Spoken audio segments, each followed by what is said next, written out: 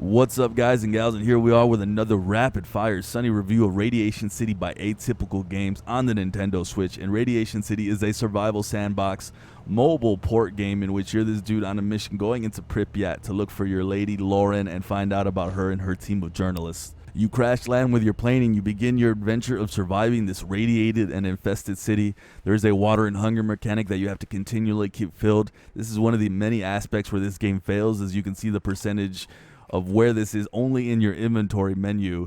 You do get some icons telling you that you're getting hungry and thirsty, but it's not well explained, and you have to constantly eat and drink as this meter goes down really fast. There's also a crafting system in this game, but it's extremely limited and you can only craft a handful of items, and most are completely useless. In the hours that I played, I only ended up crafting a few bandages and lockpicks. There's also a leveling system in place. You can level essentially by killing all the infected all around the city. You can put points in stats like vitality, speed, stamina, radiation resistance, strength, firearms, stealth, thirst, and hunger resistance, but I never really felt like I got any stronger upgrading any of these stats. The gunplay is very unsatisfying as the auto aim was kind of buggy. The melee mechanics were also buggy, and there were times I was hitting the infected and it wouldn't register. As for the graphics, they aren't the worst thing I've seen, but there was so much pop-in and ugly visuals, especially with the various animations of the infected attacking you and your own character attacking. It just made it seem kind of laughable and meme-worthy. But as you progress through the story, eventually you'll be led more into the city and the more dangerous parts of the game.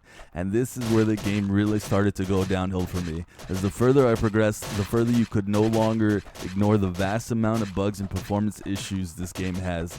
The bugs range from you getting stuck, to the mobs getting stuck, to items disappearing, to items floating in the air, to enemies appearing out of nowhere to hit you. I honestly couldn't list all the bugs even if I wanted to, because I'd be here doing this review all day. But the biggest problem for me was the performance issues.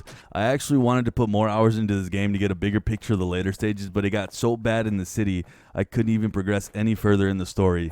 It actually got so ridiculous I had to restart the game several times, and even after 30 seconds it would just lag to the point I couldn't even move forward anymore. But some of the positives I will give the game: one, there is not a lot of single player survival games on the Switch that are built with a story and direction. The game does a good job of letting you know where to go and what to do next. The leveling gives you an incentive to keep your character going. I like how I didn't have to follow the story and I could go explore and try to find loot even if it was scarce in certain areas. But that is where it ends for me. With the game being a huge buggy mess and the price tag being extremely high, this is not a game I can recommend at all. I actually wanted to give this game a 4 out of 10 until the performance issues got so bad that I couldn't even further progress. The game ultimately will be getting a 3 out of 10 for me.